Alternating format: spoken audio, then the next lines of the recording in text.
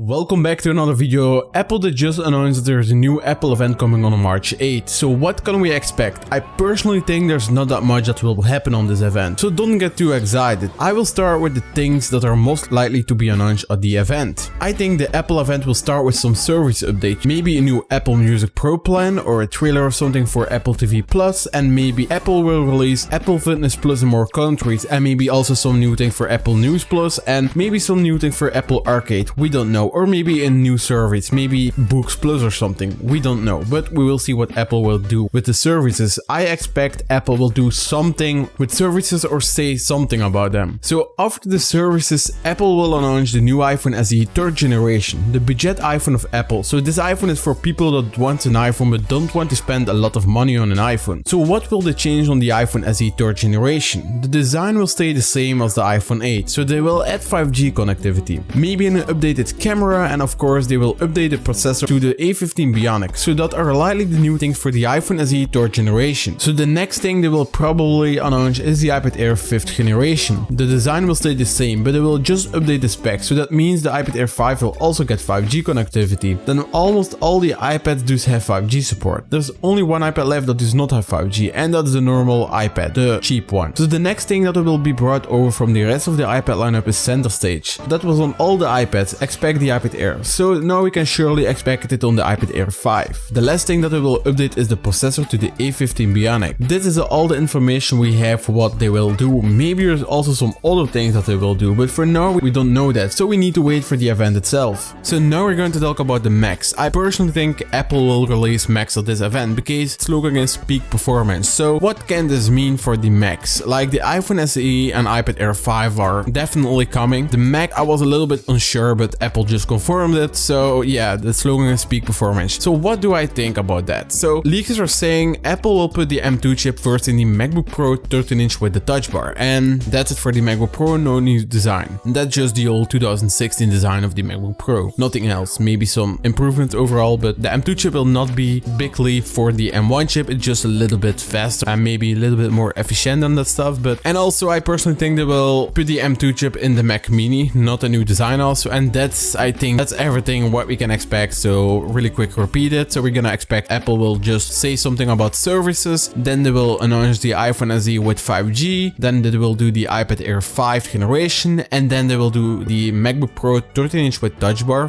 with the M2 chip inside, and a Mac Mini with the M2 also. So that's what we can expect. And yeah, let me know in reactions what you think what Apple will do at this event, and also let me know if you're hyped or not. I'm a little bit excited. I'm really loving to watching these Apple events. So please drop a like and subscribe, and thanks for watching, and I will see you in the next video.